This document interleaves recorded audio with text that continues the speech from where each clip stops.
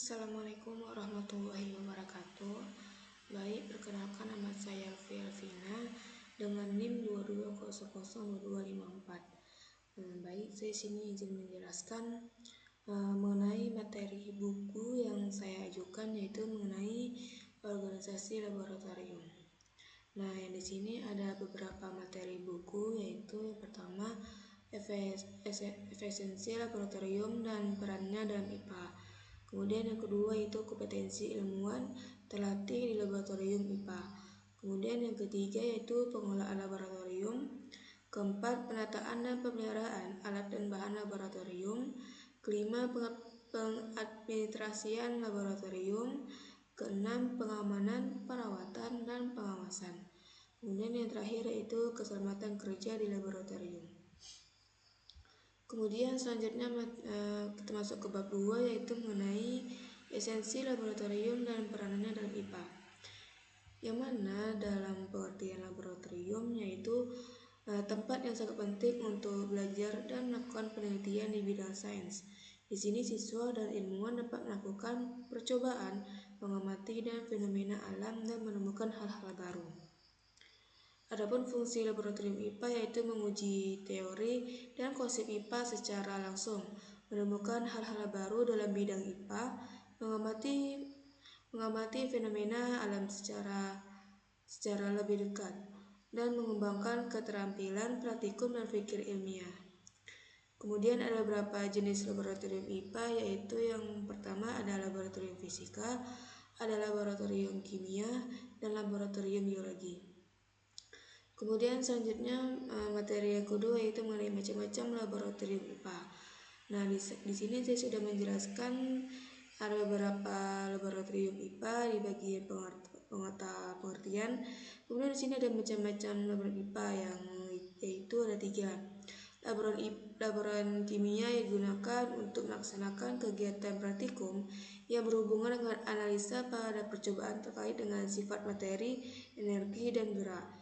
Kemudian laboratorium fisika digunakan untuk melaksanakan kegiatan praktikum yang berhubungan dengan analisa fisik suatu 13 produk seperti uji kebocoran, uji kekentalan, dan uji organoleptik atau berfokus pada percobaan terkait dengan zat, sifat zat, dan perubahan zat.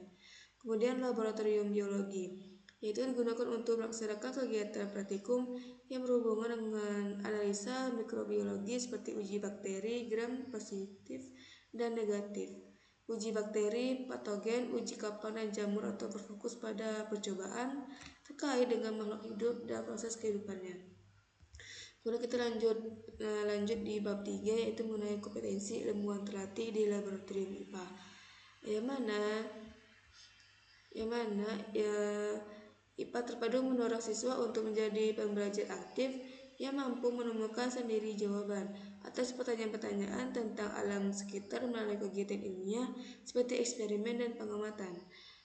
Ilmu pengetahuan alam adalah studi tentang alam semesta dan segala isinya. Pembelajaran IPA tidak hanya sebatas menghafal fakta, tapi juga mendorong siswa untuk aktif mencari tahu dan menemukan sendiri melalui eksperimen dan pengamatan tersebut. Kemudian materi yang kedua yaitu poin kedua itu keterampilan proses sains. Keterampilan proses sains atau KPS adalah seperangkat kemampuan yang sangat penting bagi seorang ilmuwan. Keterampilan ini memungkinkan seseorang untuk melakukan kegiatan ilmiah seperti eksperimen, pengamatan, dan analisis data secara sistematis. KPS tidak hanya melibatkan aspek kognitif berpikir, tapi juga aspek fisik, melakukan percobaan dan sosial berkomunikasi. Kemudian poin yang ketiga yaitu membuat laporan praktikum. Laporan praktikum merupakan bagian yang sangat penting dalam pembelajaran sains berbagai laboratorium. Kegiatan ini tidak hanya sekedar menyampaikan hasil percobaan, tetapi juga melatih siswa untuk menyajikan data dan hasil analisis dengan jelas, logis, dan terstruktur. Kemudian menganalisis data, menarik kesimpulan, dan menyusun argumen yang kuat, mengembangkan keterampilan menulis. Kemudian mengorganisasikan ide atau menggunakan bahasa yang tepat dan mengikuti format penulisan yang baku. Kemudian materi yang ketiga yaitu ada pengelolaan laboratorium. Yang poin pertama yaitu Dasar-dasar pengolahan laboratorium. Pengolahan laboratorium merupakan kegiatan yang sangat penting untuk memastikan kelancaran dan efektivitas penggunaan laboratorium, terutama dalam bidang ilmu pengetahuan. Pengolahan laboratorium mencakup berbagai aspek, mulai dari pengolahan sumber daya manusia atau petugas laboratorium, kemudian pengolahan peralatan dan bahan, hingga pengolahan fasilitas laboratorium secara keseluruhan. Kemudian poin materi ketiga yaitu mengenai desain laboratorium. Desain dan fasilitas laboratorium sangat penting untuk menunjang keberhasilan kegiatan pembelajaran ilmu sains. Dengan adanya ruang dan peralatan yang memadai, siswa dapat melakukan eksperimen secara efektif dan aman serta memperoleh pengalaman belajar yang bermakna. Kemudian materi selanjutnya yaitu mengenai penataan dan pemeliharaan alat dan bahan laboratorium. Poin pertama yaitu penataan alat dan bahan laboratorium. Penataan alat dan laboratorium merupakan aspek penting dalam pengolahan laboratorium. Tata letak yang baik dan sistem penyimpanan yang efektif, yaitu yang pertama meningkatkannya efisiensi kerja.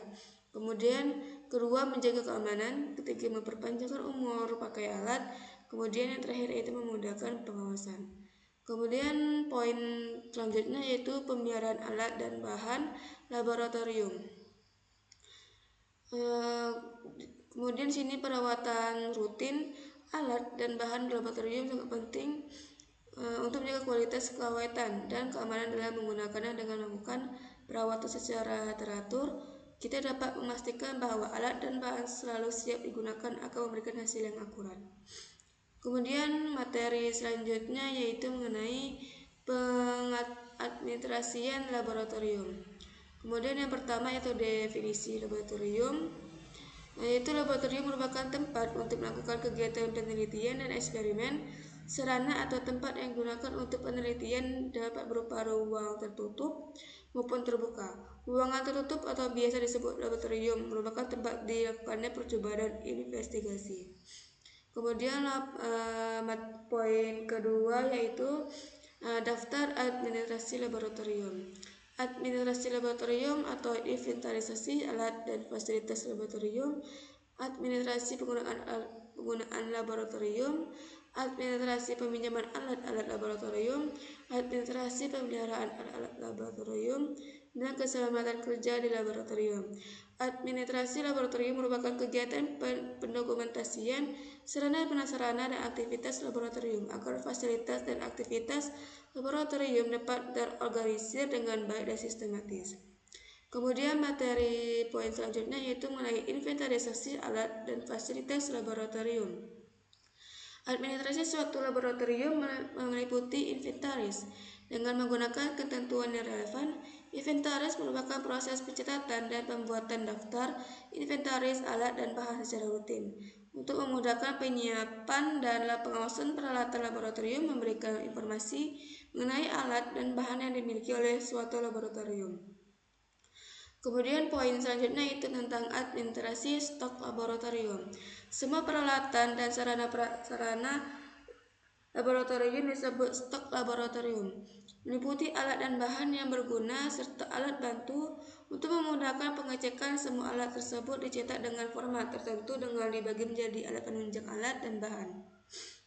Kemudian poin selanjutnya yaitu administrasi kegiatan di laboratorium. Administrasi kegiatan laboratorium merupakan hal yang sangat penting untuk memastikan kelancaran dan efektivitas proses pembelajaran. Administrasi yang baik mencakup perencanaan yang matang dan pelaksanaan yang terorganisir dan evaluasi yang objektif.